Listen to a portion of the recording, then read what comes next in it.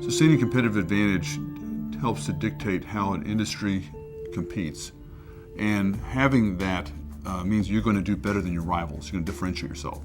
The reason it's so important now is because board directors have come out and stated that their top priority going forward is to sustain competitive advantage. They want to make sure that their business is on a sound footing, and the only way to do that is to ensure that in the rivalry that they find themselves with other companies, that they are able to hold their own and even beat or win over their competition.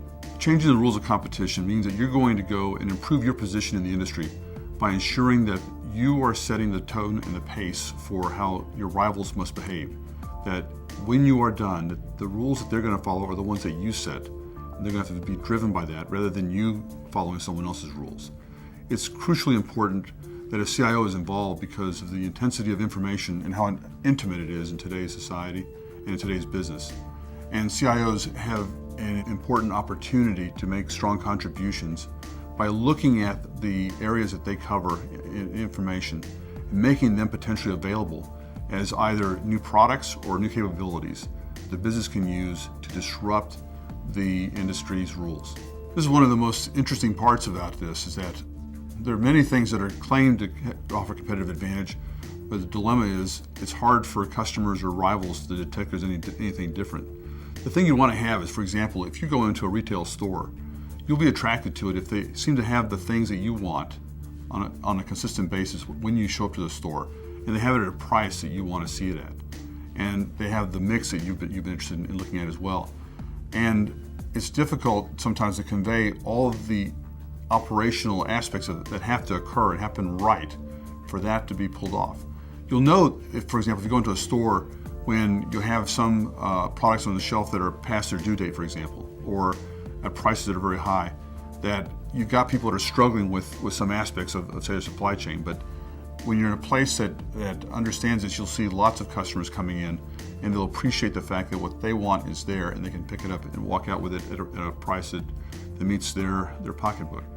If you look at other industries, similar sorts of things, the issue becomes, how do I, as a customer, perceive this? Is it that I get better deliveries of product? Do I get better pricing? Do I find that I got more features that I can use for my own business to create my own competitive advantage? The board of directors has a responsibility for the performance of the corporation. And what we found through surveys and research is that only 16% of board directors have any background at all in information technology. And yet we know that information is a crucial part of how these companies go to market and how they compete. So the key point is for the business, as well as for IT leaders, IT practitioners, and CIOs, that when working with the board, they deal with the board in a way that the board can perceive the benefit. So typically the board has 3 or 4 top priorities. And if the business, or if the CIO can communicate certain investments in terms of those priorities, say we're going to be cutting costs, we're going to be improving the speed of our supply chain, we're going to be improving our product mix, any of those things that can translate into things that the board understands become that much easier then for the board to digest and understand, this is why we're making this investment, and in some cases say, why aren't we making this investment faster to get to the benefits that we believe will come from this.